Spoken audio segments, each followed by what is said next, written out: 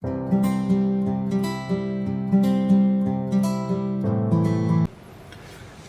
to AETCM, the Emergency Medicine channel. So shall we start? A 65-year-old male presented to the ER with complaints of heaviness of chest and palpitation since 6 hours.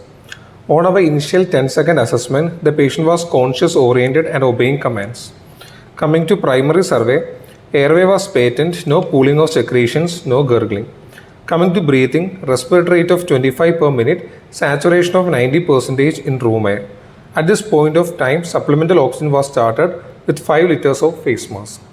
Coming to circulation, the patient was connected to the monitor and which showed a wide QRS complex tachycardia pulse present with a heart rate of 242 beats per minute.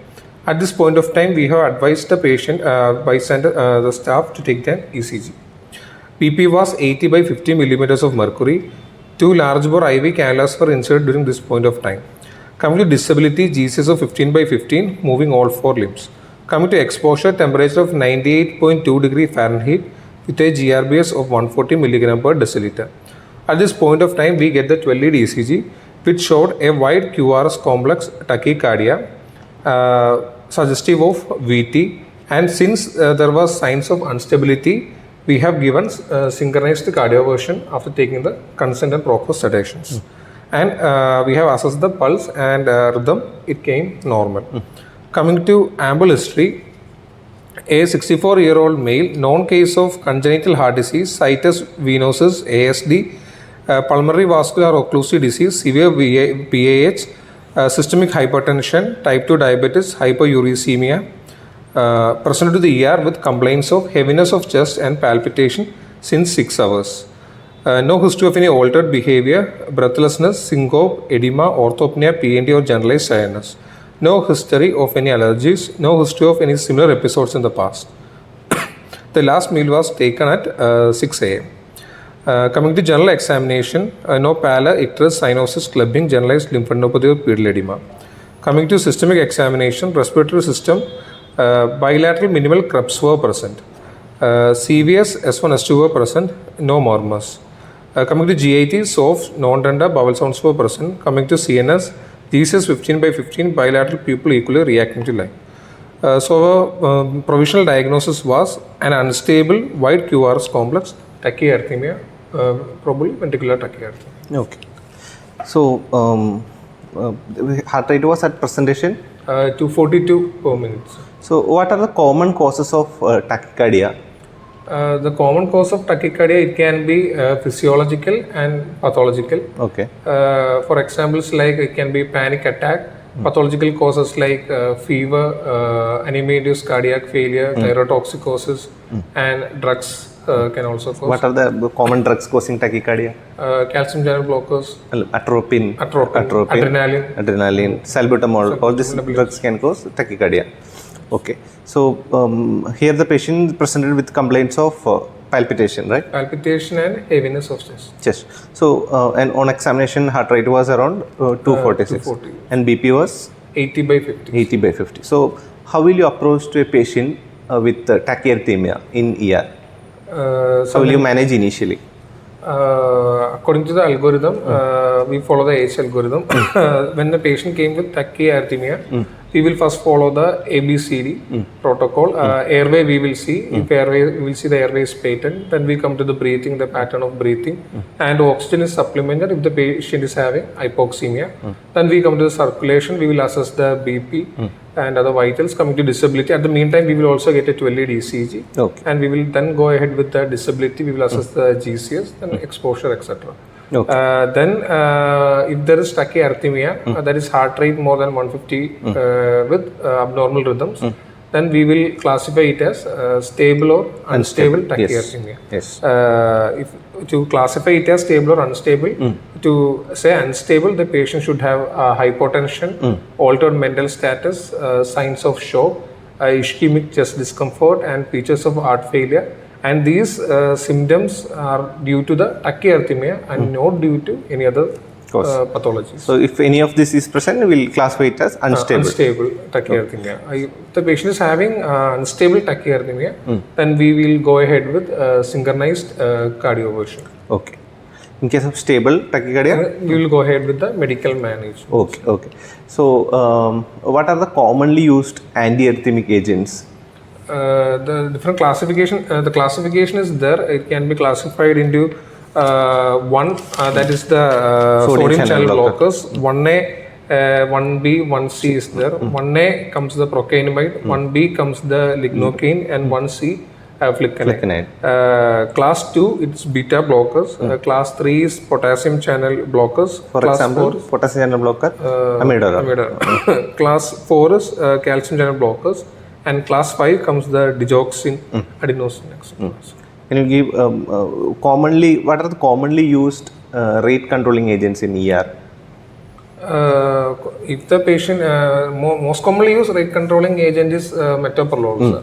Metoprolol 5 mg Can we be will give in 3 to 5 minutes, and we can repeat up to maximum 3 doses can be given. Okay. We have to make sure that patient is not having any cases of COPD, bronchial asthma, chance of bronchoconstriction and hypertension chances there. Okay. If metoprolol is not there or it is contraindicated, then we can go ahead with verapamil or diltiazem can be given. Verapamil 2.55 mg can be given. Okay, okay.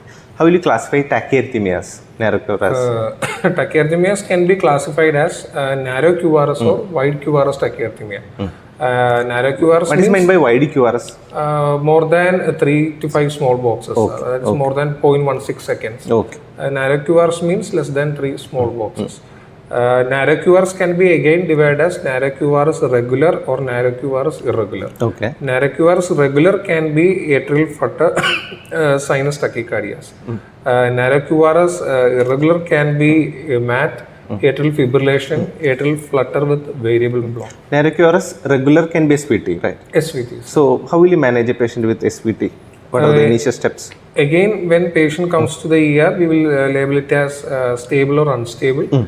If it is stable SVT, then it is regular and monomorphic, proper SVT, absent P waves. Then we can go ahead with vagal maneuvers. Yes. We will go ahead with initial carotid massage. Before doing carotid massage, should we check something? We have to look for carotid bruise. Okay, Then we will go ahead with carotid massage. Then we will see whether the patient has been reverted. Which is the drug used in SVT? In SVT, if the patient is not, first we will go to the carotid massage. Then if it's not improving, then we will go ahead with Valsalva maneuver can be tried. If still patient does not come to the normal sinus rhythm, we can give IV adenosine. Adenosine. What is the dose of adenosine? Adenosine can be given as periphery. If it is given, it will give initially as 6 mg rapid NS flush can be given. Followed by you have to raise the limb, and if it's center line, then half the dose of the peripheral line can be given. Initially, we will try with 6 mg. If not resolving, we can give again 12 mg. Then not resolving again, we can give 12 mg. Okay. In case of AF, how will you manage a patient with AF? Stable. Initially, we will classify stable and unstable. If the patient is having stable, in the ER settings, we are looking rate control more than rhythm control. Okay. So initially, we will give metoprolol can be tried. If metoprolol is contraindicated, then calcium blocker can be tried. Okay. Then a wide QRS complex. Wide QRS complex tachycardia again can be divided as regular and irregular. Regular can be ventricular tachycardia and SVT with aberrancy can be there. If it is irregular, it can be polymorphic VT at Orsadis pointers and ventricular fibrillation. Okay, okay. So here the patient had ECG was showing wide QRS complex tachycardia suggestive of VTs. How will you differentiate between SVT with aberrancy and VT? VT, there are different criteria that are available for approaching. What is Brugada's criteria? Brugada's criteria to say VT, actually these criteria are for ruling in VT. They do not rule out VT. Any of these criteria are present, then VT is present, sir. Brugada's criteria say to label it as VT, it should be wide QRS, more than 0.16 seconds, and other features of VT like AV dissociation should be there. That is P going at its own rate and QRS complex going at its own rate, but no connection between P and QRS. Then you can see capture beats can be seen where The sinus beat captures the VPCs, and you can see fusion beats where both features of sinus and ventricular tachycardia can be seen, and AV dissociation. Then we can see the Brugada sign, that is from the onset of the QRS to the nadir of the S wave should be more than 100 milliseconds. Then Josephson sign can be present, where there is a notching in the nadir of the S wave. Then we can see mostly they will have an extreme axis deviation, and from V1 to V6 there will be either positive concordance or negative concordance. Then if usually RS pattern is not seen in VT, even if RS pattern is seen, then it should be RS duration, the RS complex duration should be more than 100, then it is suggestive of VTs. Okay. Okay. How will you manage torsades points? What drug will you use? In torsades points, that is polymorphic VT with prolonged QT interval. The drug of choice should be magnesium sulfate, 2 gram over 10 minutes. Okay. So anything else you want to add? Then, sir, we can classify tachyarrhythmias based on the mechanism of arrhythmia generation. It can be enhanced automaticity, triggered activity, or re-entry pathology. If it is enhanced automaticity, then it can be normal or abnormal rhythms. Normal can be sinus tachycardia, abnormal can be atrial tachycardia, junctional tachycardia, ventricular tachycardia. Then according to triggered activity, it can be early after depolarization or late after depolarization. Early after depolarization can be long QT syndromes, and late after depolarization can be catecholamine sensitive arrhythmias like the sympathetic VT, RVOT VT, and LVOT VT. Then there can be re-entry tachyarrhythmias, which can be mainly due to the premature supraventricular impulses. There can be micro re-entry tachycardia like the AVNRT, Brugada, and AF. And there can be macro re-entry tachycardia like AVRT, and SCAR VT can be there, sir. In coming to VT itself, the impulse, VT will be having a wide QRS, and it is due to the impulse generated by the ventricle and leading to cell-to-cell transmission, sir.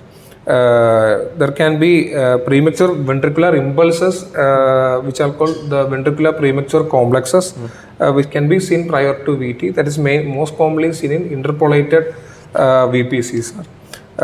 When you are saying diagnosing a VPC is a premature discharge from the ventricle that comes before the sinus beats.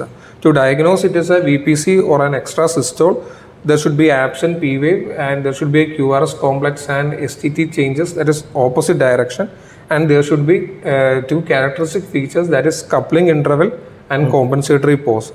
Compensatory pause is the distance between the sinus rhythm across the VPC and the sinus beat. The segment between the normal beat should be equal, whereas coupling interval is the distance between the QRS complex of the VPC to the normal sinus beat, that will be always constant, sir. Parasystole means there is irregular coupling interval, that is parasystole, sir. Then we come to another entity called the electrical storm, sir. In electrical storm, that two scenarios can be there. In one scenario where the patient is having an ASAD implantation, and the patient continues to get electrical shocks as the patient is having recurrent episodes of VT. We can try resetting that, interrogation of the devices, and also we will start the patient on amiodarone. But one of the pathology of causing this electrical storm is that is the sympathetic overdrive of the patient, that due to each shock there will be secretion of adrenaline and sympathetic tone, that again predisposes the patient to VT, sir. So in that case we should try beta blocker like propranolol, which decreases the sympathetic surge and also decreases the heart rate, sir. Then another scenario is in the case of cardiac arrest. If the patient is having refractory VT, we again push the patient. After second shock, we will administer adrenaline, but keep on administering the adrenaline, again increases the adrenergic tone. So out of the box, once 20 minutes is acquired and still the patient is in refractory VT, we can think about giving propranolol to the patient. Yes. Then coming to difference between defibrillation and cardioversion. synchronized cardioversion is given in conditions where the patient is having a pulse with a ventricular tachycardia. Sir. Here synchronized we will do, initially we will take the charge, we will switch on the defibrillator, we will take the paddles, we will charge, and then we will select the joules. Set the joules, and we will press the sync button. Before giving synchronized cardioversion, we need to get the consent of the patient. Yes. Then explain the procedure. The crash cart should be arranged. Yes. Appropriate sedation is obtained. Make sure the chest leads are properly connected. Then you take off the paddles. You will select appropriate joules. And you will press the synchronized button, and then you will charge and place the paddles and deliver shock at the QRS complex of the ECG. This is done because if we deliver shock at the vulnerable part of the T wave, there is high chance the patient can go into ventricular fibrillation. Hence, we prefer synchronized cardioversion. Thank you.